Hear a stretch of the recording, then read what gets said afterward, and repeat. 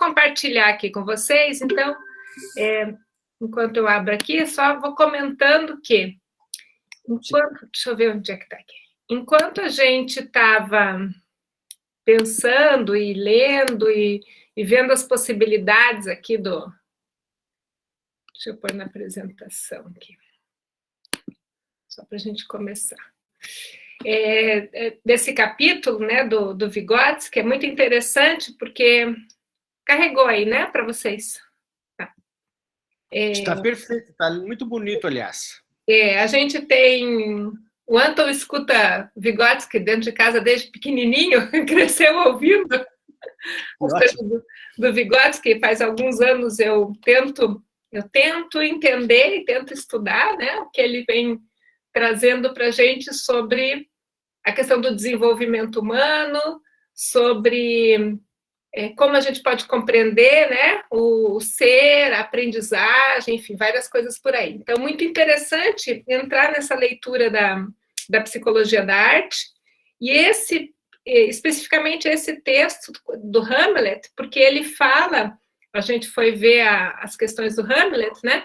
Então, ele faz um primeiro ensaio, que ele chama de monografia, sobre a peça do Hamlet, quando ele ainda era muito jovem, ele tinha 18 para 19 anos. Então, ele escreve essa monografia, que ele chama Tragédia de Hamlet, Príncipe da Dinamarca, que tem um livro, né, que é anterior a esse Psicologia da Arte, muito jovem, né? Então, é muito interessante também da gente pensar nessa questão de em que mundo ele estava se desenvolvendo, o Vygotsky, quais eram as relações sociais e culturais que ele tinha, por onde ele circulava, né, para poder desenvolver toda essa lógica de pensamento dele, né?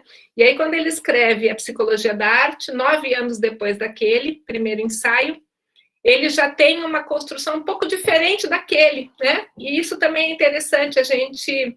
que é o que ele tenta sempre mostrar, né? Ele faz esse caminho do pensamento, ele constrói, ele vai construindo o pensamento a partir das leituras e a partir dos autores, enfim. Então, quando a gente entra nesse capítulo aqui, é exatamente isso, né? A gente conversando com o Anton depois, ele estrutura a sua escrita e a sua argumentação em cima de primeiro apresentar vários pontos de vista, vários autores, várias teorias, vai apontando o que tem de interessante nelas, mas vai mostrando os pontos de crítica para daí, em cima disso, amarrar a sua argumentação.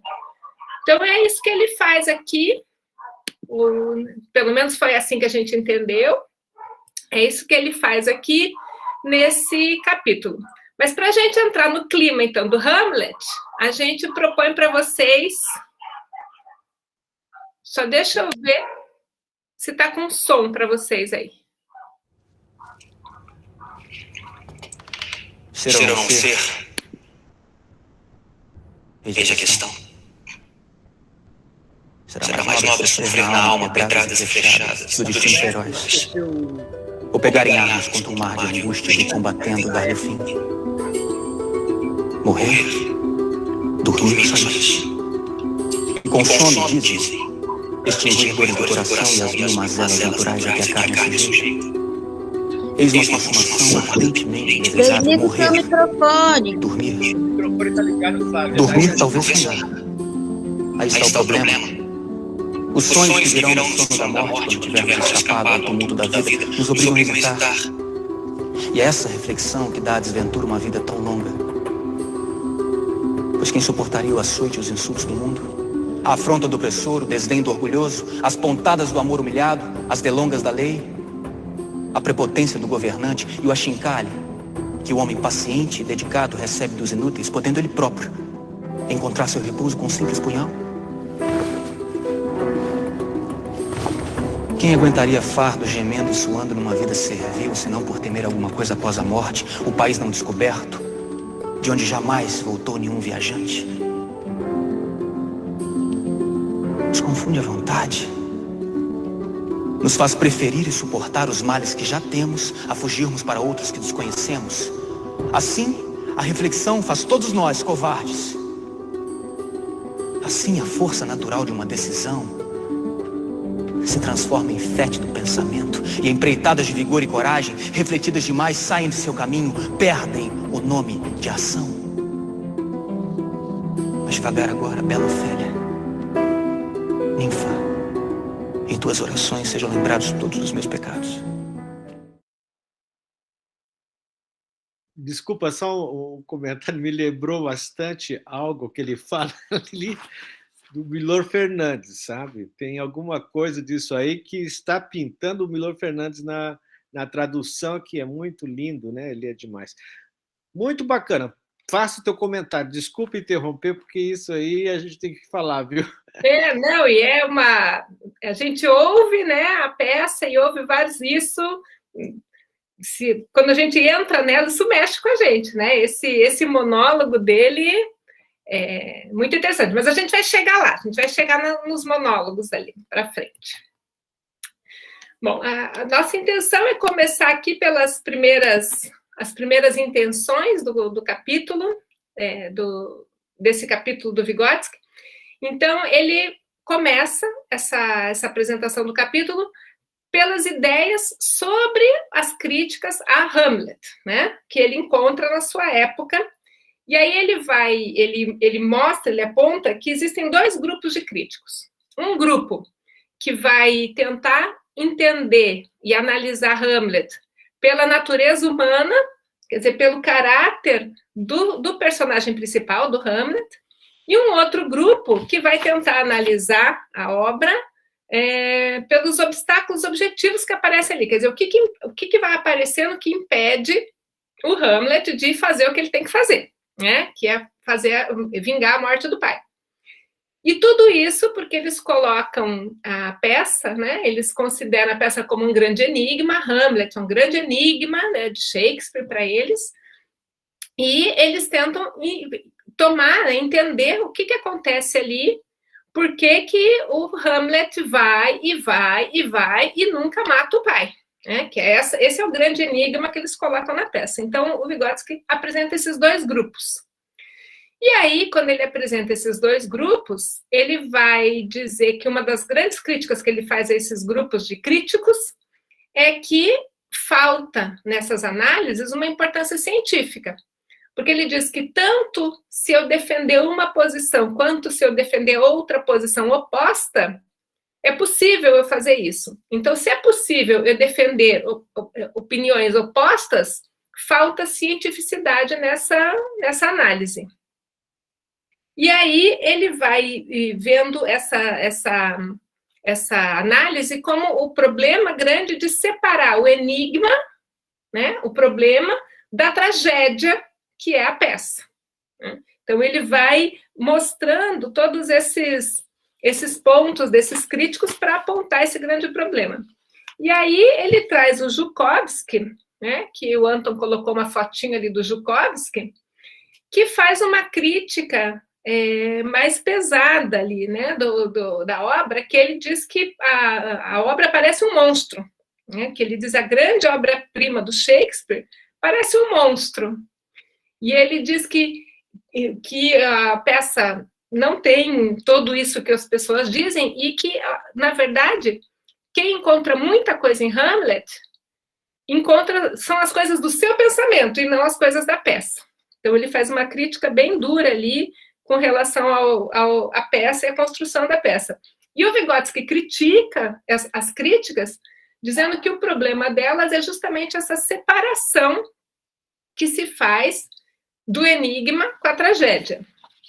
Gente, se alguém tiver algum comentário, vai fazendo pelo meio, tá? E aí, o Vygotsky, então, ele assiste essa peça, provavelmente em 1912, a gente achou que teve uma apresentação em Moscou, lá no teatro, o Teatro de Arte de Moscou, teve a encenação de Shakespeare, de Hamlet, em 1911 e 1912, teve duas apresentações dessa produção. Aí tem uma fotinho ali, que é a foto dessa apresentação de 1912, com esses atores, e o Nikolai e a Olga, então representando ali, né, o rei e a rainha. Provavelmente foi essa peça que o Vygotsky assistiu, e quando ele assiste essa peça, ele vai, então, escrever sobre ela. Então, que é, né, como o Pedro falou no início, por que o Hamlet? Por que ele escolhe o Hamlet? Por que ele vai fazer essa crítica?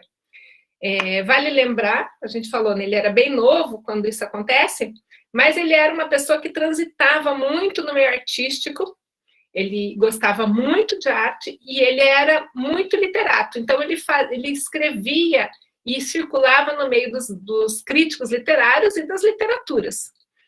Então, quando ele assiste Hamlet, ele já tinha lido a peça, provavelmente, e aí ele assiste Hamlet, ele fica, acho que, impactado negativamente pela adaptação que foi feita da obra lá em Moscou. E aí ele fala dessa adaptação, ele diz assim, que é uma interpretação pobre de explicações, né? E aí ele vai explicar o que os adaptadores fizeram nessa interpretação. Eles fizeram recortes na peça e eles justificam esses recortes, ele traz aqui a fala, lá na página 215. Cadê?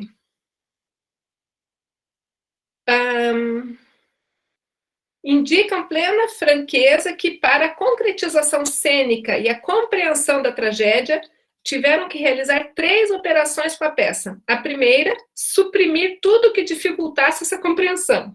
A segunda, condensar os obstáculos que se impunham a Hamlet. E a terceira, carregar nas tintas e transferir a ação de Hamlet para a Idade Média. Então, os caras, para montar a peça, eles cortaram a peça, eles juntaram as cenas, né, dos obstáculos e eles localizaram a peça na Idade Média. Então, a gente vê, né, como eles estão vestidos, aqui é a caracterização que foi dada. Então, o Vygotsky chega para assistir Hamlet e assiste isso, né, que não tem nada do que era importante na tragédia escrita por Shakespeare para chegar na conclusão do Vygotsky. Então, eu acho que, aí é uma suposição minha, Pedro, que você perguntou, que isso é um motivador para que ele vá se debruçar na análise dessa peça e estudar as críticas que eram feitas em cima dessa peça. E ele traz lá que o grande enigma citado pelos críticos, na maior parte, em todas as críticas até então, é a questão da morosidade desse personagem, né? A morosidade do Shakespeare em realizar o seu ato da tragédia, que é a vingança do pai. E essa morosidade para o Vygotsky, ele questiona essa morosidade como sendo esse enigma todo da peça. E por que ele questiona isso? Porque ele diz que o tempo que as pessoas julgam que a peça se decorre em um tempo longo, e que esse tempo, e por isso, o tempo ser longo, eles acham que a personagem é morosa, quer dizer, ele fica se enrolando para fazer. O Vygotsky diz que isso é totalmente inadequado à análise da obra, porque você não pode julgar o tempo da obra pelo tempo real. Ele vai dizer que existe, no tempo do Shakespeare, na escolha do Shakespeare, um tempo cênico. E esse tempo cênico do Shakespeare não é o mesmo tempo real. E ainda que o tempo cênico do Shakespeare é muito diferente do atual do Vygotsky, né, 1900 e pouco lá, porque existia uma convenção estética diferente na época do Shakespeare, em que não tinha essa divisão de atos. A peça não era assim dividida em cenas e atos. Ele diz que tudo acontecia num contínuo no palco. Então, você não tem como você ter essa perspectiva de tempo equivalente ao tempo real. Então, você não pode julgar o fazer ou o não fazer do personagem tendo como ponto de partida o nosso tempo real de relógio e tal.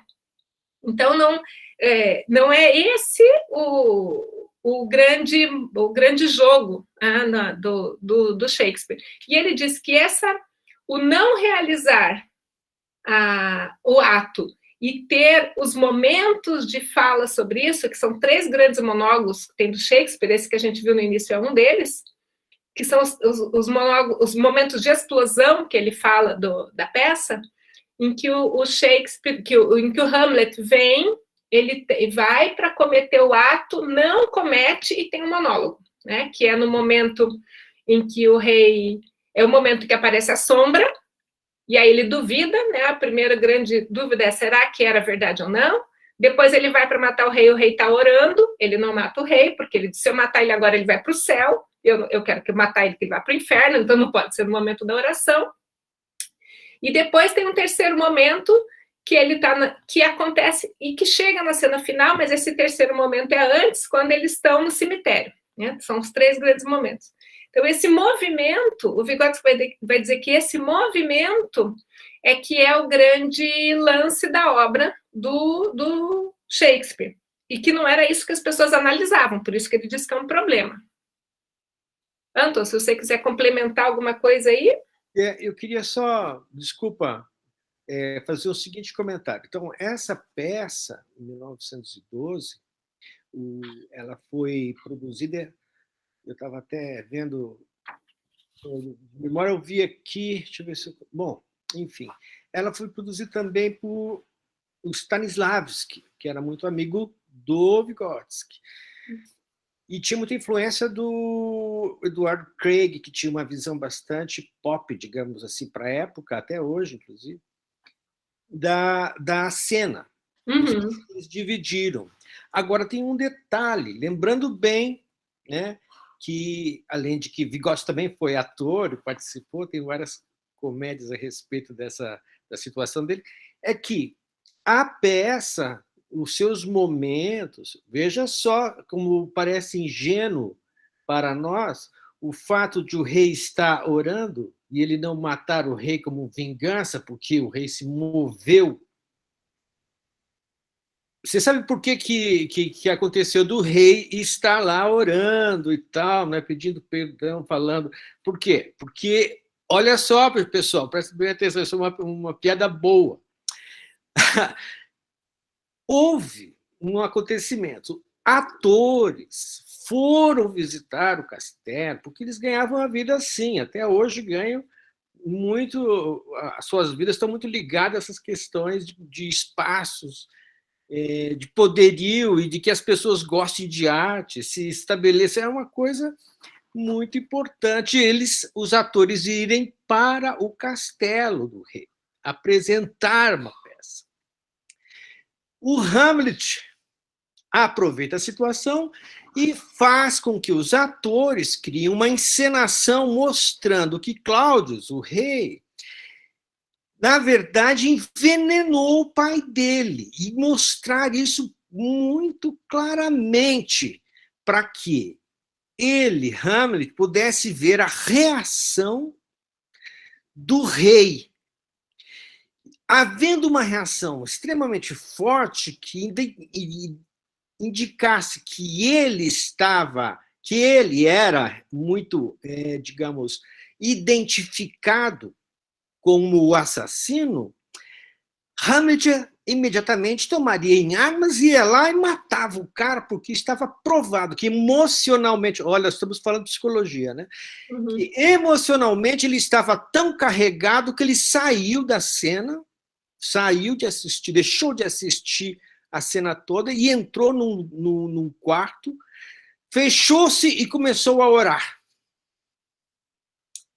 A minha pergunta, será que tudo isso comprova definitivamente pelo fato emocional de uma situação dada, provocada, né? E o levasse a orar, ele fosse o culpado? Isso ficaria para nós, o público. Nós não assistimos o resto ainda. E a tomada de decisão do Hamlet, interrompida pela oração, porque, afinal de contas, o rei orando, não se pode matá-lo, porque orando ele vai aos céus, porque é perdoado, de forma que ele precisaria que a vingança fosse completa, que o levasse às escuridões, às trevas. Veja que interessante. Bom, ponto aí. Não esqueçamos, então, que o Stanislavski, que foi o cara, um dos mentores de Vygotsky, uma das pessoas importantes na vida de Vygotsky, que trata justamente da prejivânia, isto é, da memória afetiva, que é uma técnica utilizada pelo Stanislavski, com o qual Vygotsky trabalhou, e que trata justamente das nossas memórias afetivas. Então, desculpa, eu tive que interromper assim para esclarecer, porque faz parte da minha vida, né? Faz parte da minha área, que eu venho do teatro, né? Essas coisas todas. Eu acho que eu estava buscando ilustrar a vocês que esse recorte se divide em vários pedaços. Por quê? Porque uma é a leitura literária que você teve. Outra é a leitura técnica teatral, do qual o acontecimento se dá em processo. Ele vai em sequência.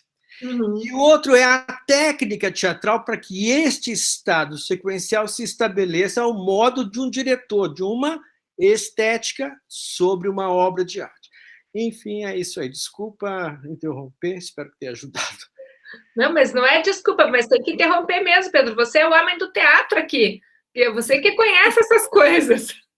Pois é, menina. Veja só. Vim de lá, pequenininho.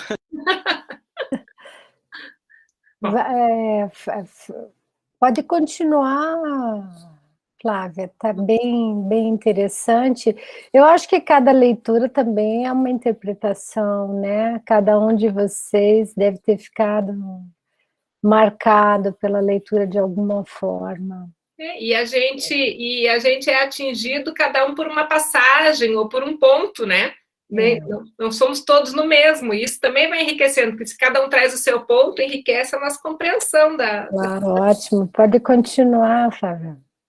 Então, continuando lá com as leituras, né, com o Vygotsky, estudando sobre a peça e sobre as críticas, uma crítica que acho que talvez o marcou e fez a mudança da leitura das críticas, inclusive, são as críticas de Tolstói a Shakespeare e a Hamlet. Porque ele diz que o Tolstói, nas críticas que ele faz, o Tolstói critica as críticas que eram feitas a Hamlet e ao Shakespeare, e ele diz que o ponto de partida do estudo psicológico é o que salvaria ao estudo de Hamlet de todos aqueles outros estudos críticos. Ele chega lá a 11 mil volumes de comentários que esmagam a peça. Então, o Tolstói ele diz que era preciso mudar o ponto de vista de análise e partir da tragédia do jeito que ela é. Então, fazer outro olhar para estudar a peça e para poder analisar o Hamlet. Então, ele diz lá, quem quiser estudar Hamlet como problema psicológico deve abandonar inteiramente a crítica no sentido de tentar ficar achando explicação para o caráter do personagem ou para os acontecimentos, mas sem olhar para a tragédia, a construção da tragédia que foi feita ali naquela peça. E o Tolstói tinha um ponto de vista muito interessante sobre o Shakespeare, que ele dizia que tinha uma supervalorização do Shakespeare e da obra de Hamlet, né? E de Hamlet, da peça. Ele diz assim, né, um comentário muito interessante, está lá na página 222. Mas, como se reconhece que o genial Shakespeare não pode ter escrito nada de ruim, os sábios críticos empenham todas as potencialidades da sua inteligência no sentido de encontrar belezas incomuns no que constitui um defeito, particularmente manifesto em Hamlet, que fere a vista e consiste na ausência de caráter do protagonista. Então, o Tolstói, ele é ácido quando ele critica a peça, né, e ele faz uma crítica maior ao Shakespeare, falando dessa supervalorização que havia com as peças de Shakespeare, e ele aponta que o Shakespeare, ele não dava atenção especial à construção do caráter das personagens, né, que ele criticava essa questão do Shakespeare. O Vygotsky, ele concorda com muitas coisas da crítica do Tolstói, mas ele discorda do fato de achar que a peça era um erro, que tinha um defeito, né? Ele diz que não. Ele vai dizer que, na verdade, a partir do ponto de vista dele, a proposta da construção da obra do Hamlet era uma construção técnica artística e estética. Ele diz que o Shakespeare tinha ali uma estética nessa construção, e que o não acentuar no caráter das personagens fazia parte dessa estética, e dessa crítica, e dessa construção artística que ele fez ali. E aí, deixa eu ver aqui, continuando aqui para não me perder. E aí ele vai apresentar, ele diz que o interessante para fazer esse estudo, então, da obra do Hamlet era a partir de 3 pontos. Só um pouquinho, gente, que eu tenho as minhas anotações aqui, para não me perder. De 3 pontos principais, que ele coloca lá. O primeiro ponto. Cadê? Não, perdi. Anton, perdi onde é que estava. Aqui, achei. Não achei. Achei e perdi. Gente, me perdi. Um pouquinho. Não, achei. Só para fazer um parênteses aqui, uma comparação que a gente acabou fazendo, que eu achei interessante, é que esse fato das pessoas quererem ficar destrinchando o personagem, fazer todos aqueles 11 mil volumes que o Tolstói falava, a gente tem isso bastante aqui na literatura brasileira, com uma obra, né, que é coisa do Capitu, da Capitu e do Bentinho, por exemplo, que às vezes ali eles falavam que você fica remoendo demais alguma coisa que não tem um significado maior, e talvez essa questão da Capitu e do Bentinho também é um fato que a gente fica remoendo bastante, mas às vezes não tem uma coisa mais para achar ali. É interessante a gente analisar a obra por outras perspectivas, talvez. Muito bem colocado, bem colocado. A gente tem que lembrar aí, vocês já leram, deveriam ler também, né? A Capitu é uma das obras muito importantes, né, da literatura brasileira, e trata justamente dessa questão da questão do caráter, né, do caráter da personagem. É isso que nós estamos tratando. A Flávia está... Achou, Flávia? Achei. Nós vamos ver a posição do Vygotsky. Muito bem. Então, o Vygotsky ele vai falar da estrutura, então, dessa tragédia, que para analisar, a gente precisa analisar a estrutura dessa tragédia, e que é uma tríade analítica que precisa ser feita ali. Então, você precisa analisar as fontes que o levaram a escrever essa obra, a constituição da fábula e do enredo, e os personagens, as personagens e a catástrofe, que é quando culmina uma tragédia.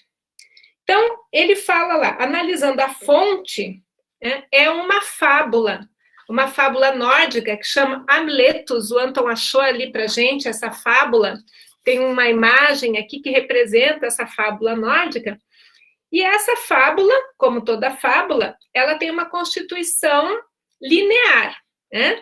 Tudo ali na fábula é claro, ela tem os acontecimentos claros e lineares.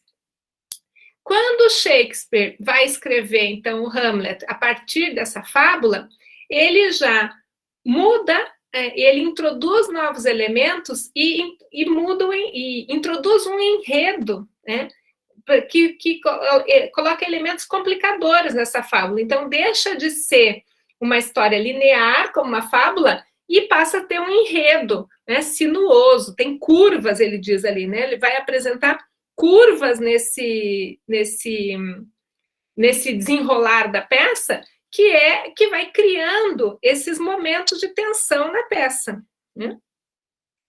E esse procedimento, ele explica, que é o procedimento artístico que o Hamlet apresenta ali. Então, essas curvas, esses momentos em que a coisa você pensa que a coisa vai acontecer, e aí desvia, acontece outra coisa, aí toma o rumo de novo, né?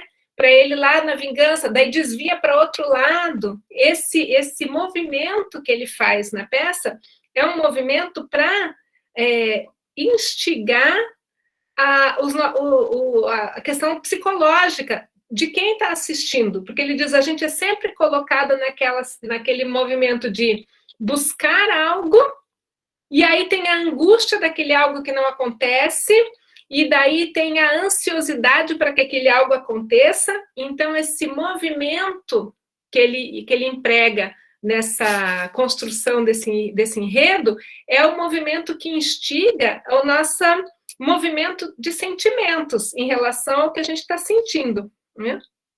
Esse retardamento da ação é que nos permite fazer esse movimento também no nosso sentimento. Pessoal, desculpa interromper mais uma vez. Vai lá. Uma coisa importantíssima. Bom, só o nome, né? Amletos, né? Que seria assim, a perda da vontade, né? Letos é justamente isso, e Hamlet é justamente essa potência do fazer, né? A vontade psicológica e real de realizar. Também tem uma outra conotação que não está aí, e o Shakespeare realmente teve vários problemas, né, pessoais.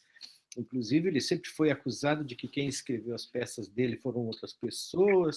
Uhum. Como ator, como artista, ele não poderia ser alguém intelectual capaz de fazer tais absurdos, né, obras tão perfeitas. Mas isso foi desmontado muitas vezes e com muita força, demonstrando a existência de uma personalidade muito grande. Mas essa personalidade também é humana, não é não? Também é frágil, também sofre, também se ocupa das coisas da vida, como a história, né, vamos lá, do Romeu e Julieta, que era um acontecimento que se deu na época, a história política que estavam vivendo a Inglaterra com a França, você vai ver no Henrique VIII, enfim. E você também vai ver que na vida particular de Shakespeare, que os filhos dele chamava-se Hamlet, e morreu. A criança morreu e ele ficou realmente arrasado. Ele estava muito, muito triste, muito sofrido, e ele escreveu essa peça. Então, também tem essas particularidades, evidentemente, que o Vygotsky não ia tocar em todos esses assuntos, mas que nós vamos esclarecendo assim das minhas lembranças, do que eu já vi, e para colorir aí o nosso pensamento, o que a Flávia faz muito bem, viu, Flávia? Você me perdoa, mas é que eu estou aí para temperar o nosso angu, né? Não, e para ir trazendo os complementos, né, Pedro? Porque a gente fala do contexto do Vygotsky, né, do momento histórico dele, social, de quando ele fez as coisas, mas como você bem trouxe, tem um momento histórico do Shakespeare ao escrever a peça, né? Como que era esse contexto social dele, como que ele estava inserido naquele contexto social, o que estava acontecendo naquele entorno quando ele escreve essa peça. A gente não pode querer analisar uma coisa sem levar isso em conta, né? Senão a gente perde as ligações. Lembrando também que ele foi ameaçado de morte, né, depois que ele escreveu que a falta de caráter do rei pela própria rainha. Uhum. Devido à obra ser tão bela, que um crítico foi lá, o Marlowe, que era um dos caras que provocava muitas situações cômicas e tal, falou, não, ele é maravilhoso, ele é um grande poeta, ele está fazendo isso, ele transgrediu as... Daí ela disse, então tá bom. Então aceitaram, não levaram ele para morar, digamos assim, na torre lá na torre, né? Libertaram o Shakespeare, ele não foi preso. Deixa passar. Deixaram. Muito bem. Segue lá, Flávia. Então, vamos lá, continuando lá. Então, nessa construção do enredo, a catástrofe, que é o ponto culminante da tragédia, ela é adiada, né, algumas vezes. Então, o primeiro momento de adiação dessa catástrofe é justamente a dúvida, né, que a gente falou, a dúvida sobre quando aparece a sombra do pai. E aí tem o primeiro monólogo ali do Hamlet, né, ele vai falar sobre aquilo que é o primeiro momento, que em vez de ele ir lá, né, ele ouviu, teve a revelação, né, tinha que ir lá vingar, ele reflete sobre isso. Então tem esse primeiro movimento de adiamento da catástrofe, né, que é o momento final. Aí a peça se desenrola, ele finge de louco, aí tem os artistas que vêm, Depois aí ele mata o Polônio, né, que é o pai da amada, e que estava escondido na cortina e tal, ele mata aquele pai da... E aí tem todo o enrosco por causa dessa morte que ele mata ali, né, o pai da outra, e aí o irmão que vem vingar, então tem todo... É cheio de tramas e dramas acontecendo ao longo da peça, menos aquele que a gente quer que aconteça, né? Aí isso vai acontecendo, daí tem um momento lá dos atores, que o Pedro contou pra gente, que o rei vai rezar, então é um segundo momento de adiamento, ele vai matar e não mata, volta lá, fica mais um pouco, aí outras coisas acontecem ali nesse meio.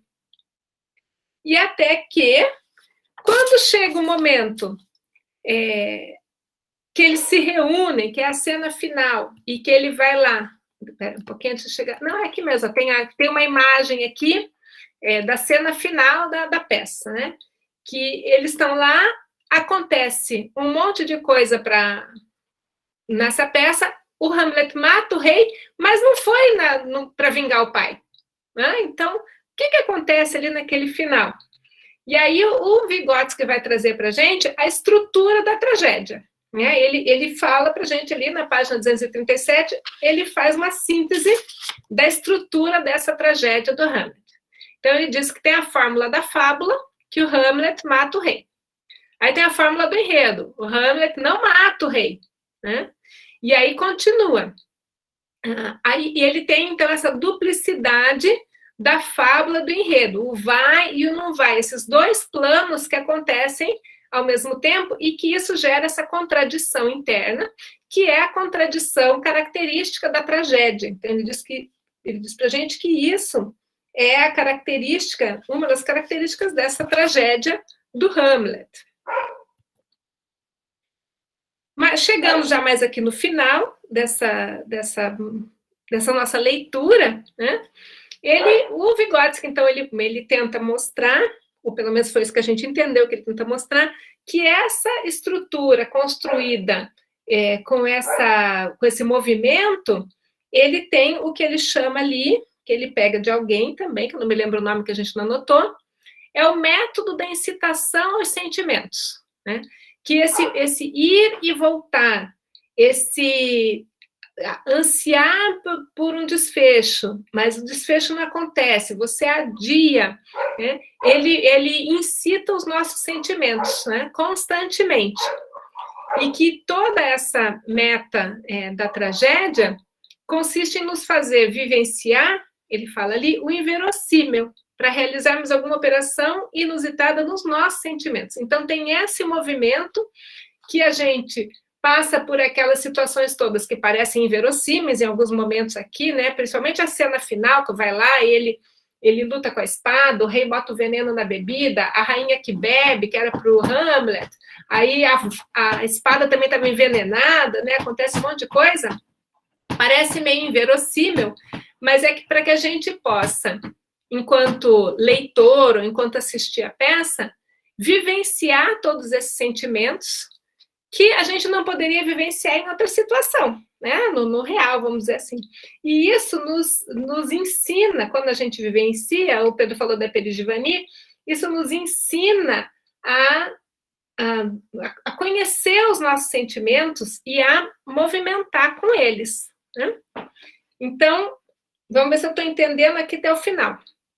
Então, o caráter dessa tragédia, né, do Hamlet, é trazer esses diferentes pontos de vista sobre o personagem, porque às vezes a gente acha que ele é forte, às vezes a gente acha que ele é fraco, às vezes a gente acha que ele não é decidido, às vezes a gente acha que ele é decidido, que ele é fingido, que ele é ardiloso, quando ele faz aquela coisa lá de se fingir de louco, de trazer os artistas, enfim, são vários pontos de vista sobre esse personagem, né? E que tem, então, que ele constrói esses planos, que são planos contraditórios, que vão se desenrolando ali na peça.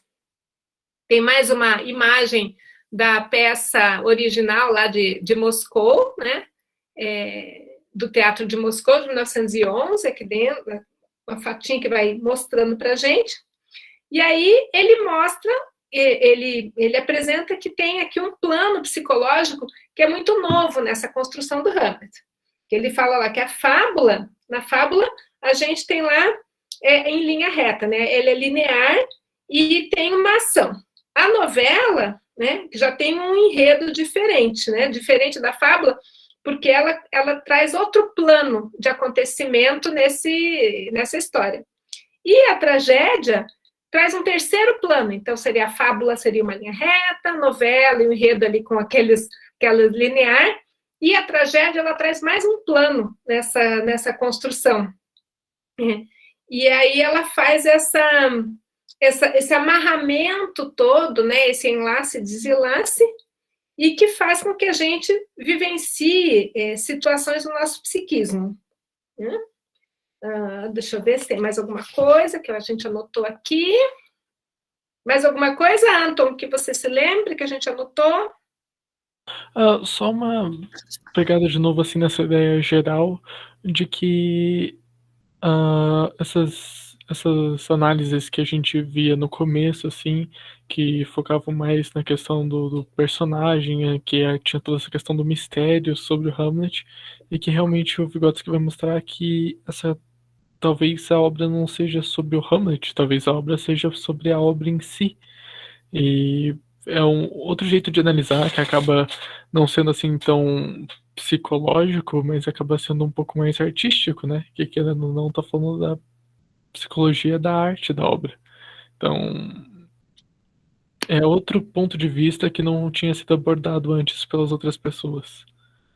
Talvez os personagens em si, eles não precisem ter tanto desenvolvimento se o objetivo do artista que escreveu essa obra não fosse nessa história desse personagem, que é o que as pessoas acabam focando, mas sim todo esse desenrolar dessa tragédia que tem os objetivos da tragédia que a gente mencionou.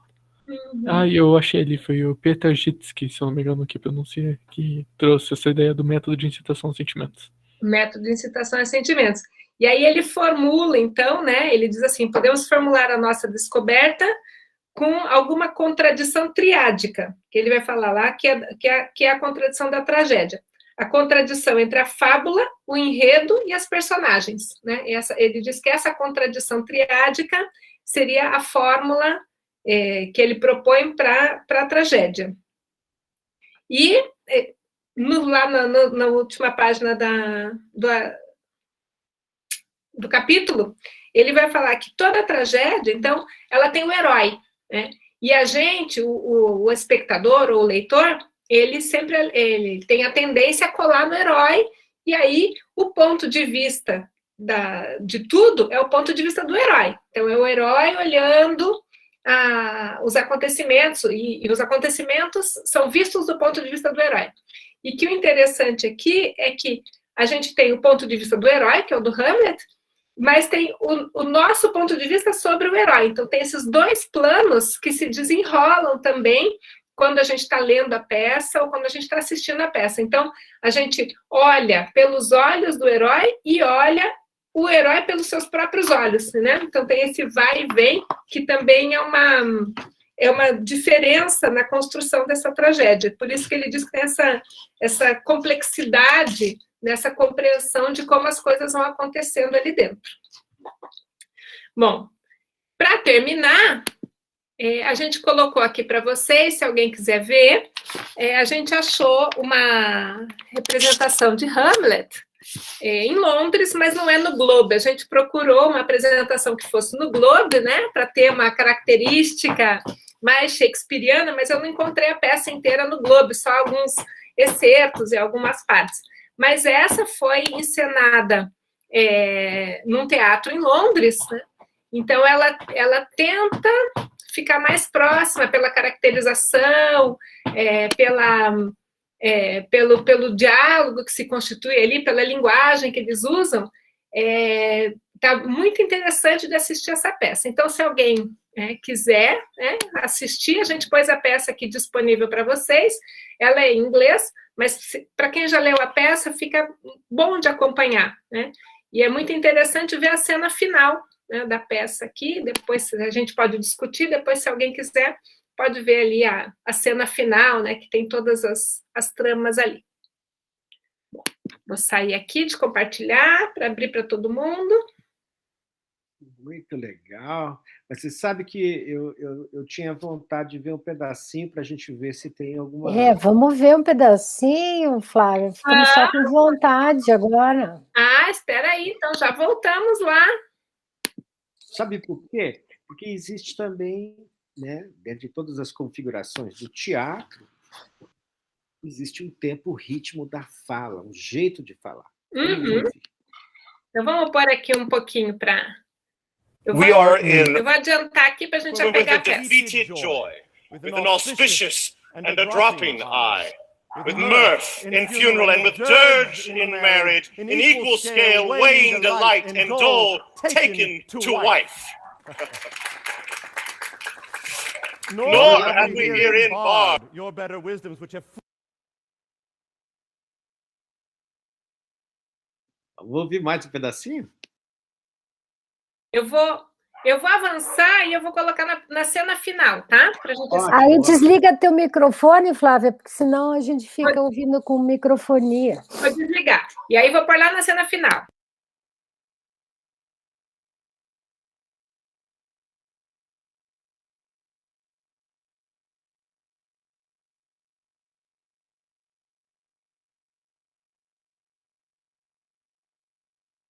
This likes me well. These swords have all a length. Aye, my good lord.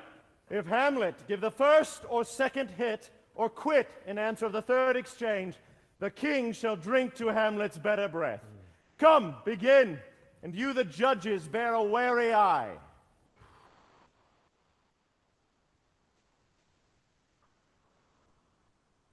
Come on, sir. Come, my lord.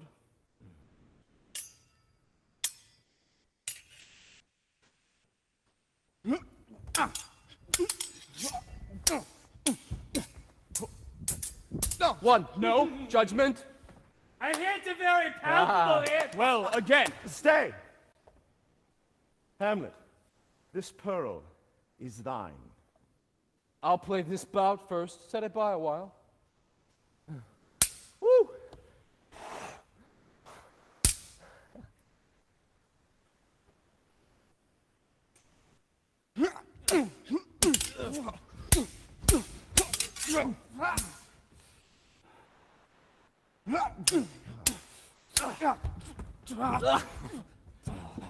Another hit. What say you?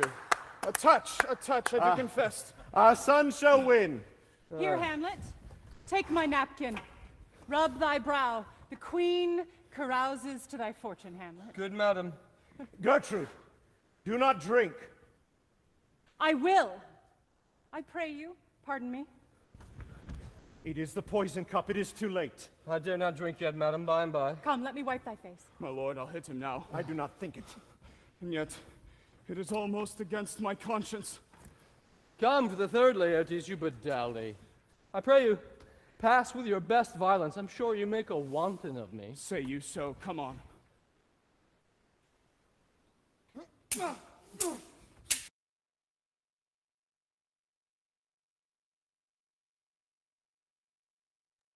Está mutada. Falei, eu vou parar para ter o suspense, para assistir depois o finalzinho. Bom suspense, né, Anton? Para quem não sabe ali, para quem não entende inglês, ali foi a parte que a mãe do Hamlet toma um gole com a taça envenenada também. Vocês notaram também que todas essas pequenas tramas que vão surgindo, elas são assim, fora de questão, né? Por exemplo, Hamlet, para de lutar, tome um pouquinho de vinho agora. E já colocando o veneno. Daí todo mundo fala, pô, mas como assim, né? Eles estão num flagor, como é que vai acontecer? Daí ele fala, não, eu não vou tomar agora, depois que eu lutar aqui. Daí, então eu tomo, diz a mãe. Mas como assim você vai tomar o vinho? Você pôs veneno no vinho também? Eu falei assim, eu não, só pus na espada. Mas enfim, essas coisas todas parecem coisa de criança, não parece? No entanto, isso é tão notoriamente, essa fragilidade desses enlaces, dessas relações, é que levam nós a uma situação trágica. Como assim?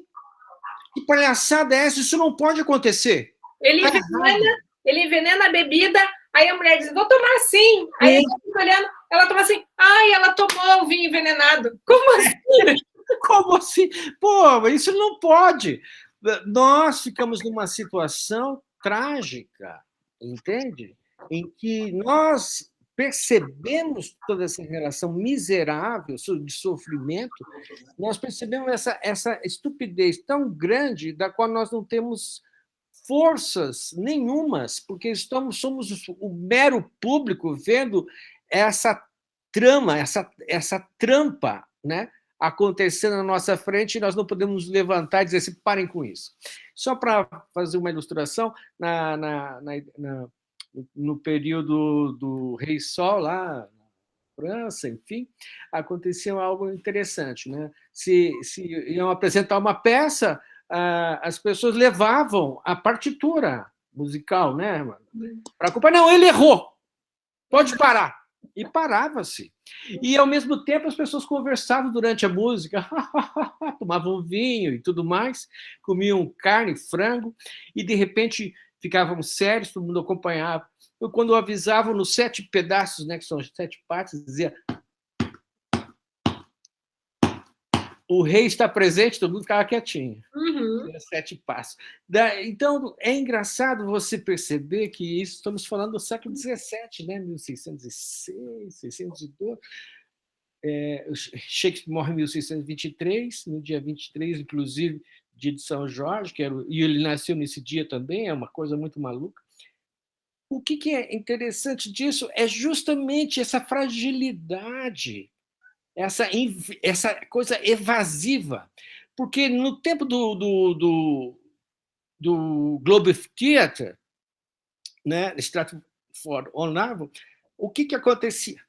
As mulheres iam de máscara, porque elas não podiam aparecer, porque havia muitos homens vindo de barcos, de navio, pessoas da rua, pessoas conhecidas, famosas, pessoas desconhecidas, e eles mesmos também se escondiam para assistir às peças do Shakespeare. E eles também intervinham. Oh, meu Deus, olha aquilo lá! E dava uma porrada, dava briga. Então, as pessoas tentavam acalmar a população o tempo todo. Por quê? Durante o espetáculo, as mulheres não podiam fazer espetáculo de teatro. Era proibido, porque aquilo era incitante demais para esses homens solitários do mar, aquilo tudo, como se uma mulher ali, e eles tinham uma identificação. Pô, minha esposa está aí, minha namorada está aí. Não poderia acontecer isso, porque realmente eles acreditariam, iam lá, partiam para a briga. Como aconteceu com minha mãe, uma história muito cômica, aconteceu que o mocinho pegou a garota e fugiu, o bandido pegou a garota e fugiu, o senhor atrás, minha mãe, minha avó levantou-se, pegou uma arma e deu um tiro na tela do cinema. E dizendo, larga a menina! Agora, isso aconteceu nos anos do século XX, né? Agora, imagine naquela época, se isso acontecesse, era lixavam. Uma porrada. Então, a peça, essa fragilidade, tem a ver também, vamos pensar junto, com essas mentalidades, para poder justificar esse conhecimento, para fazer as pessoas... Era um jeito o veículo de levar as pessoas para um pensamento mais profundo. Que é o que ele fala lá, incitação, como é que é lá o termo, Anton? Incitação ao sentimento, né? Como é que é? A técnica de incitação ao sentimento. Calma. Método de incitação ao sentimento. Método de incitação ao sentimento. Agora, fazer você vivenciar, experimentar todos aqueles, de uma maneira didática, talvez, vamos dizer assim, né? Todos aqueles sentimentos. Então, é um meio também de que o público entrasse num conflito. Pô, isso é uma coisa infantil, é uma coisa adulta. Eles riam dessa situação. Mas como? Ele está colocando veneno, veja lá! Eles ficavam bravos. Então, isso também era um modo de incitação do nosso povão, o povo brasileiro, o nosso jeito de ser. Nós não aceitaríamos isso, nossas emoções são muito grandes, nós íamos brigar com aquilo lá. Claro que, devido ao classicismo da peça, da estrutura da peça, como ela é colocada, você não vai entrar nisso porque acha que o Shakespeare é uma coisa muito sofisticada. Não é. Shakespeare é um Milor Fernandes bem trabalhado, é uma comédia braba, é uma tragédia super comum. É o Tolstói falando, não é uma coisa, né? O pessoal lá faz do Shakespeare como se fosse uma coisa assim do outro mundo, né? E o Tolstói vai dizer, não, né? Não é tanto assim, vamos ver direito esse negócio. Por outro lado, né? A estrutura da peça é uma armadilha para trazer o público para que eles convivam com essas situações emocionais, né? Que é esse método. Por outro lado, é uma peça extremamente poética, absolutamente fora de série, absurdamente estruturada, da qual a gente se emociona do início ao fim. E se vocês tiverem disposição, essa peça que a gente pôs ali, né, que o pessoal finalzinho, mas está excelente, está muito legal de assistir. Sem contar que existe algumas filmagens de peças brasileiras belíssimas também. Só que nós temos que perceber, sempre que a gente lê Shakespeare, que não é essa segunda pessoa falada, né? É uma outra maneira de falar, é uma coisa mais chão, assim, que nem o Santo e a Porca, é uma coisa bem assim. No entanto, o que faz a peça maravilhosa? Como você mesmo disse, ele transfere para nós o herói. Nós nos tornamos vítimas da própria história, entramos em dubiedade em relação à obra por si mesma, que ela existe ali, e a obra que se faz na nossa presença, dentro da nossa cultura, da nossa existência, da qual a gente luta para que o personagem vença os obstáculos. E isso não acontece, que é realmente o motivo da tragédia. A tragédia, ela morre depois, né, contando um pouco da tragédia, a história da tragédia, ela morre depois dessa visão religiosa que havia na Grécia. 20 mil pessoas assistindo. E um cara usava uma vara imensa com 2 pontas para dar porrada no cara. Escuta, não se mexa, não é a hora de rir. 20 mil pessoas, e tinha lá várias pessoas trabalhando para isso, para manter. E existia tudo isso. Agora, gente, a tragédia era uma relação direta com o divino. Onde estaria o divino em nós, na tragédia de Hamlet? Porque não é, de fato, uma tragédia no sentido pleno da palavra, no sentido grego. É um drama. Onde que está esse divino? Onde que está essa força fenomenal que nos domina e da qual a gente luta para compreender e aceitar?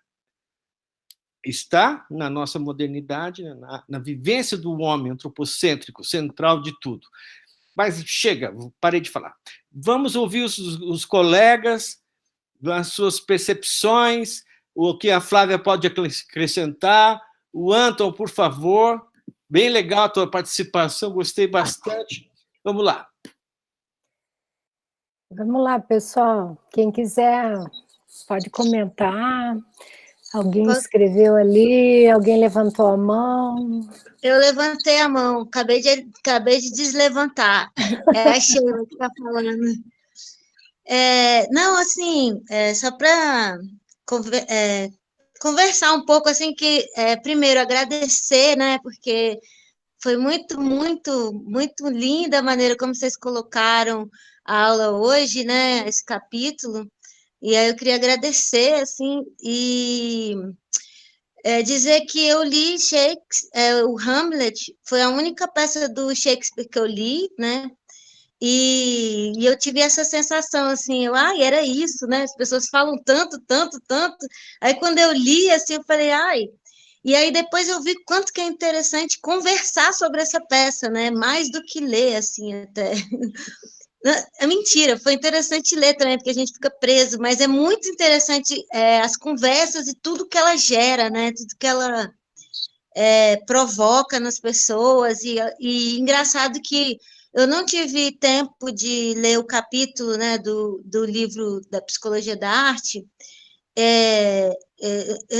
Essa semana eu não tive tempo de ler, mas hoje de manhã eu estava pensando sobre isso, sabe? Eu estava pensando sobre Shakespeare, e sobre como é interessante ver as pessoas falarem de Shakespeare. Estava pensando exatamente sobre Hamlet, né, especialmente.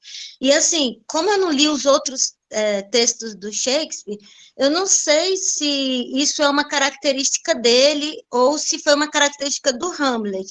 Mas na hora que você falou sobre o Tolstói, e a crítica do Tolstói, né, com relação a ele, o Hamlet, sobre o Shakespeare não trabalhar o caráter, não ter essa preocupação de trabalhar o caráter dos personagens, né, foi gritante para mim, assim, eu não sei se é uma característica do Shakespeare ou isso aconteceu só no Hamlet, mas na hora que você falou isso, me veio assim, o fato dele não ter trabalhado um caráter positivo, sabe, trouxe o Tolstói a falar isso, sabe, me veio assim, porque o Tolstói, quando, pelo menos foi como eu entendi, tá, eu posso estar totalmente errada, mas quando eu entendi que a crítica do Tolstói foi de que o Shakespeare não trabalhava, não se preocupava com o caráter dos personagens, né, mas eu acho que é o contrário, ele mostrou um caráter que não é um caráter positivo, mas eu vejo uma preocupação de mostrar o lado ruim também do ser humano, que hoje em dia a gente está tão sendo obrigado a olhar para esse lado ruim do ser humano, né? Por esse resultado que o planeta chegou e como a gente está hoje, no limite que a gente chegou, não foi pelo caráter positivo do ser humano. E aí eu achei muito legal também as intervenções do Anton, né? Me deixou muito reflexiva também com relação a essa não apego à peça olhando aos personagens, como isso reduz também a peça, né? A gente se prender aos personagens e como que o Hamlet pode não ser o centro da peça, né? Então, assim, só compartilhar com vocês o que está borbulhando aqui na minha cabeça e agradecer de novo. Muito legal a tua contribuição, Sheila. Sheila, eu vou te dizer, se você conseguir, depois leia o capítulo, porque é muito interessante. Ele fala um monte de coisa ali que a gente não consegue trazer, né? Porque é isso, cada um faz uma leitura. Mas o do Tolstói, o que me pareceu interessante quando ele traz a crítica do Tolstói é que, pelo menos o que eu entendi, é que não é que o Tolstói está criticando Hamlet e nem criticando Shakespeare, não é que ele critica de uma maneira negativa, mas ele faz uma crítica no sentido de que endeusavam, a impressão que me dá é essa, havia um endeusamento ao Shakespeare, e ele quer dizer assim, é bom sim, mas não é para tudo isso, né?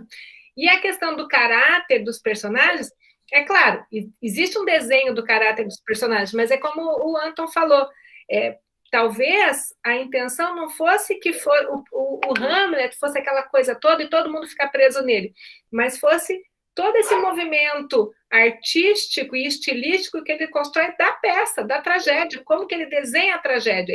Isso é o ponto importante. E não o personagem, se ele vai ou se ele não vai, se ele fica, ou se ele é valente, ou se ele é medroso. Não era esse o ponto do Shakespeare ali, mas sim como que as coisas se constroem, se amarram, se desamarram, como que todo mundo circula. Esse era o negócio, né? E aí o Vygotsky critica os outros críticos que ficam lá tentando explicar o Hamlet. Ele diz, mas não é esse o ponto, né? Não é ficar lá se desdobrando se o Hamlet tinha coragem, não tinha, se ele era preguiçoso, né? Se ele era covarde. Mas é o desenrolar da peça e como isso mexe com a gente e como isso faz com que a gente... Eu acho que é por aí. Legal, legal, Flávia. Eu posso só dizer assim, Sheila, ótima a tua participação. Precisamos ouvir mais. Flávia, parabéns. Cadê o Anton? Apareça aí, Anton. Vamos lá, Rosalina. Que começou outra escola só também. Ai, meu Deus. Não ele tem outra aula agora, pode ir. Ah, tá bem. A ideia do grupo de leitura é que todo mundo leia, né, Sheila? E achei bem legal. Não pude mesmo, assim, eu tô tentando. Mas é muito legal, é muito legal. Eu tô chegando agora mesmo. É muito legal ver, assim, que é a nossa condição humana mesmo, né? A gente realmente não consegue dar conta de tudo, né? A gente vive numa realidade muito contraditória, com muitas coisas para fazer. Eu acho que tem muito a ver a peça do Hamlet, né? A gente está vivendo um momento de corrupção, de traição, de desconfiança, Mas a Sheila, viu, Sara, desculpa, eu falou uma coisa que eu acho que Joyce, se ia falar, você não está falando, você disse que ia falar. Uma coisa sensacional que é justamente algo assim, ó.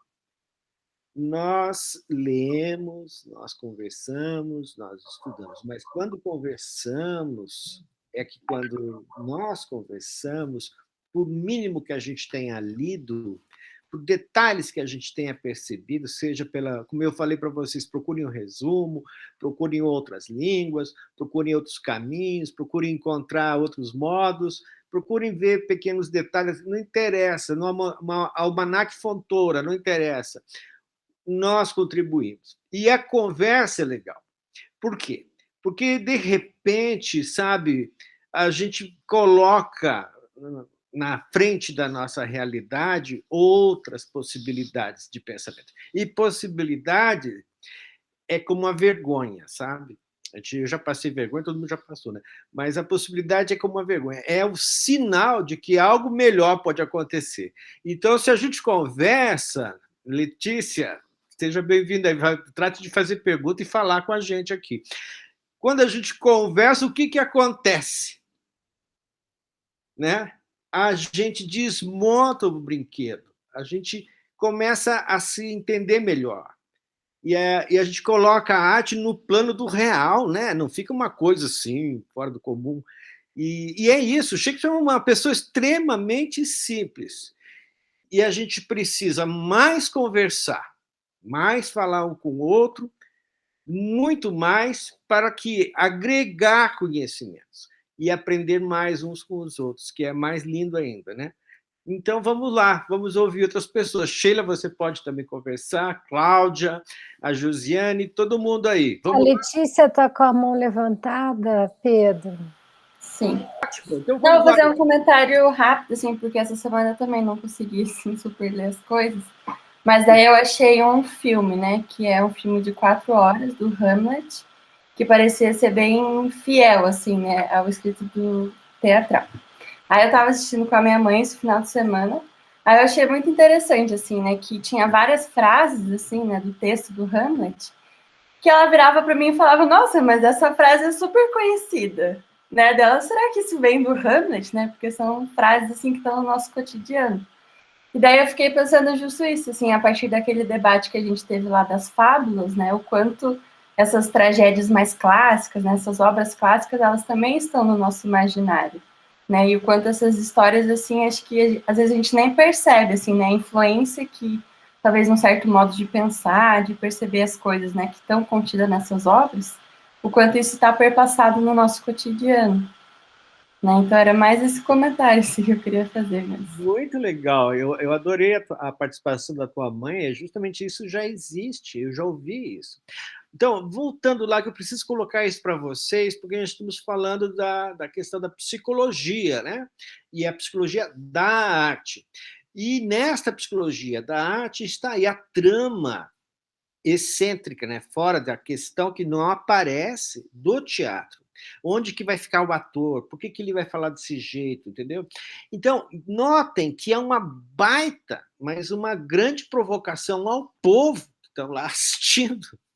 O Shakespeare coloca tudo em risco, porque as pessoas têm emoções, as pessoas não são fraquinhas e boazinhas, estão comendo carne ali, conversando, brigando com o outro, tomando vinho e assistindo a peça ali, eles ficam furiosos. Então, essa trama do teatro é que eleva, que faz surgir, que cresce, faz crescer essas emoções que a Letícia realmente lembrou, que são frases simples e que nos chama a atenção. Mas olha isso aí, o que é isso?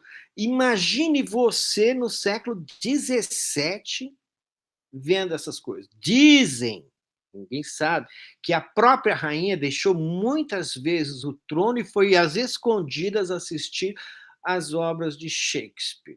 E que ela teve vontade de brigar lá. Então, essas coisas não são batatinha. A gente vê a peça como um todo, mas pensemos mesmo como que nós, público daquela época, né? Ninguém está perfumadinho, arrumadinho, cheiroso, tomou banho em casa para assistir a peça, não. Aquilo lá não exalava bons odores. Imagine que situação, né, em que ele coloca meios, ele acha meios, caminhozinhos psicológicos de mover o sentimento das pessoas. E esse embate silencioso, e às vezes muito gritado, até com brigas no público, na plateia, fazia com que esses sentimentos, essas emoções, essa vivência experiencial se manifestasse ao vivo e a cores. Né? E lembremos, né, no tempo de... Por que tanto o Tolstói falava disso? Porque no tempo dele, minha cara, e meus caros queridos, não era brincadeira. Falar de honra nós estamos vivendo uma época de legalismo, de ordem, de ter que cumprir assim, senão vai para a forca, senão vai para cadeia, senão vai para a torre, senão vai para a masmorra. As pessoas não podiam levar para casa desaforo, elas brigavam na rua, elas atiravam umas às outras, elas se manifestavam. Só para vocês terem uma ideia final. Eu sou muito falador, viu, Sheila? Mas olha lá. Você já viu falar que alguém pode morrer de educação? Pois então, conta-se uma história de que o casal viajou para o Mato Grosso, uma região distante, longínqua, em quase meio mato, e eles se perderam e pararam numa cidadezinha pequena, onde havia, de um bar, uma porta meia, fechada pela metade, aquelas portas de ferro fechadas pela metade. E ele disse, esperem aqui que eu já volto, vou tomar a informação. E ele entra por baixo da porta, aparece lá dentro do bar, que estava lotado de pessoas, e as pessoas conversando, meio estranho assim, e ele ficou parado olhando para uma pessoa. Claro, ele estava educadamente esperando a pessoa terminar de falar, para ele falar assim, por favor, com licença, eu gostaria de saber onde que é a fazenda do Dr. Francisco, é o senhor que mora aqui, né? Não deu tempo, o cara assim, você está me olhando por quê? O que você pensa que é? Pá! Matou o camarada. Matou. E você fala, mas que horror, que monstruosidade. Então se coloquem no século XVI o que poderia acontecer com a peça de Shakespeare e com todos os atores. E isso que eu cantei para vocês é um fato real. Morreu de educação. Então, é isso que vocês têm que imaginar. Não pensar que a peça de Shakespeare é uma peça cheia de orações. É uma peça do chão, do povo, do nosso jeito de ser, das nossas emoções.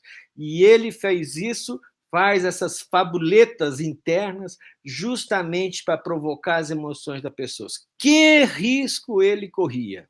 Muito bem. Vamos ouvir mais aí o Sandro, a Rosalina. Vamos lá, Tiene. Vamos ouvi-los. Vamos ouvir os colegas. Letícia. Estou esperando. Vamos lá para a gente fechar, porque a próxima sessão, aliás, eu estava até olhando, é uma delícia. Isso, Pedro, até vou interromper para dizer assim, ó, eu acho que a gente não tem a próxima data marcada.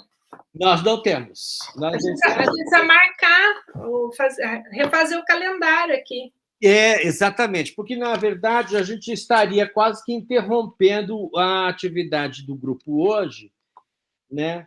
Mas é meio que impossível a gente terminar, são poucas páginas que estão faltando, e agora vem uma que eu acho que é fantástica, acho que vocês vão gostar muito. O Pedro aí vai gostar de ler, a Maria Zenaide, a Josiane Castro, todos vocês, o professor Sandro, olha aí, vocês não percam, que é um espetáculo essa outra parte, vale a pena, é uma delícia. Vamos ouvi-la? Vai lá. Vai, Josiane, pode falar. Vai, tá sem som aí. Eu não tenho muito o que comentar, né? Eu acho que eu já comentei ali no chat, que eu gostei muito da apresentação de hoje, e realmente escutando os comentários e as apresentações, dá vontade de assistir, né, a peça na íntegra, né? fica esse gostinho, né? De você querer ir lá e assistir Hamlet, né? Fica... Eu quero estar lá. Isso. E até pessoalmente, né? Quando a gente puder, né? Não, lógico. Claro, imagina, a gente podia montar uma peça. Não, montar não, a gente podia se juntar e assistir uma peça, todos nós, ir para um lugar bem confortável, tomar lá um refrigerantinho. Vamos montar. Agora que você falou em montar, a gente vai montar. Quando der. Não. Quando acabar a pandemia, vamos montar. Seja qual for, e a gente sentar num canto aí, conversar, falar um monte de abobrinhas selvagens, né, para a gente dominar as nossas emoções. Eu vou ter que marcar mais uma data para a gente fechar nosso grupo de leitura, gente. Eu agradeço muito a presença de todos e vou pedir para o Felipe. Olha lá, Felipe. Felipe, você consegue ver a agenda aí? Claro. Deixa eu abrir aqui. Bom, não seja muito longe. Falta 3 capítulos para a gente terminar, né? O Arte como Catarse. Acho que a gente não vai dar conta dos 3, né? Em um encontro só, acho que não. Acho que precisa de 2, pelo menos. Pelo menos 2. Pelo menos 2 encontros a gente vai precisar, viu, gente? Porque nós saímos lá dos contos, lembra? E os contos estão aí estendidos numa obra de teatro, né? Numa peça de teatro. Se a gente for seguir ainda na segunda quinzenal, a próxima seria no dia 28 de junho. Isso. Né? 28 de junho é uma boa data. E 12 de julho. Ótimo, Joyce. Então, quem que pode fazer dia 28 e dia 12 de julho? 28 de junho, que dia que cai? Desculpa perguntar. Segunda. São todas segundas. Nossa, é um dia de briga, a gente já vem cansado, assim, depois de um domingo, né? Eu acho que ficava bacana. E a gente vai ler sobre catarse. Olha, que a gente lê durante o final de semana, daí tá fresquinho na cabeça na segunda-feira. Segunda-feira. Ai, menina, eu li... Para mim funciona assim também. Eu li faz tempo, daí reli, assisti vídeo, eu fiz tudo que eu tinha falado para eu fazer, eu fiz. Eu fofoquei de tudo que é jeito, porque eu fui atrás, e daí, como é engraçado, né? A memória vai vindo e a gente vai estabelecendo essas relações, muito interessante. Então, quem que pode ficar, então, com o próximo capítulo, gente? Dia 28, né? Joyce, por que você não lê sobre a catarse? Você, a Josiane, né? A Luzineide. Eu posso ficar com o último capítulo, Arte e Vida. Arte e Vida fica com você? É o 11? É o 11, Joyce? É o 11º. Então, mas nós estamos aqui no 9º. A arte como catarsis. Gente, você sabe o que é essa palavra, né? Eu posso pegar esse. Sério? Ótimo, Letícia. Olha, a arte como catarsis você vai adorar, eu tenho certeza. Sheila, você não podia também fofocar? Josiane, todo mundo pode fofocar para a Letícia. Letícia, descobri uma coisa. É legal, porque veja só, quem fala de catarses, eu vou dar uma dica aqui, Flávia, você participe disso aí, que você que gosta de leituras, que é professora e tudo mais aí, para você. Vamos pegar, isso aí é provocação, tá, gente? Eu chego a me morder de vontade de dizer, pegar Aristóteles, né? Uma vez o professor falou assim, bom, vocês leiam Aristóteles para a próxima aula sobre a tragédia e tal, a poética de Aristóteles. Eu falei assim, por que a gente não lê em casa e depois a gente vem para o trabalho ler, né? Nossa, obrigado, o professor está reprovado. Me disse na cara, eu acho que eu fui reprovado. A questão é o seguinte, ler a poética de Aristóteles é uma chatura especial. E como você mesmo falou, viu, Sheila? Nada que ler fofocando, porque aquilo lá dá nó assim na orelha, entendeu?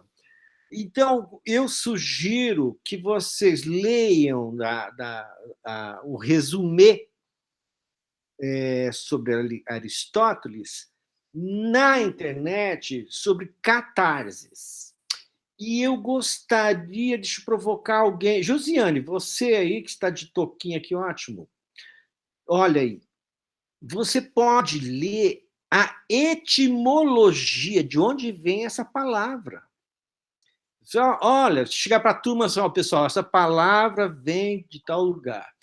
A Flávia fala um conceito, e a Sheila, se você puder, pode também esclarecer algo a respeito. Falta, viu, Felipe? Falta o capítulo 10. Perfeito, vou amar falar sobre a catarse, a etimologia do catarse. Porque, mais ou menos, eu já tenho uma noção, mas daí vou fortalecer essa minha noção falando dela. Eu vou falar sobre isso, especificamente, então. Bacana, bacana. Adorei, Josiane, vai ser bacana. E o 10º aqui, menina, deixa eu pegar aqui que eu não vi. O Felipe, você está cuidando da lista das presenças? Eu não sei como é que está funcionando. Não, na verdade, eu tiro um print da tela de 6h15 e 6h45, né? Só porque a gente tinha combinado até as 7, mas geralmente eu acabo tirando uns 10 prints só para ter certeza. Não, a gente combinou até as 7, já são 7h30. Vamos encerrar. Então, mas falta o capítulo 10, porque o meu aqui é o comentário Ivanov. Mas só para confirmar, então, a gente continuaria a segunda quinzenal, que daí seria 28, 12, e a gente vai fazer os 3, 26 de julho também, certo? 28. Vamos tentar. O Pedro Braga disse que fica com o capítulo 10. Você fica com o capítulo 10, Pedro? Daí a gente fecha em 2 encontros. O que vocês acham? Acho que o 10 e 11 é capaz de dar no mesmo encontro. Faz o 10 e 11 no próximo, e aí a gente termina com... Tem o 9, né?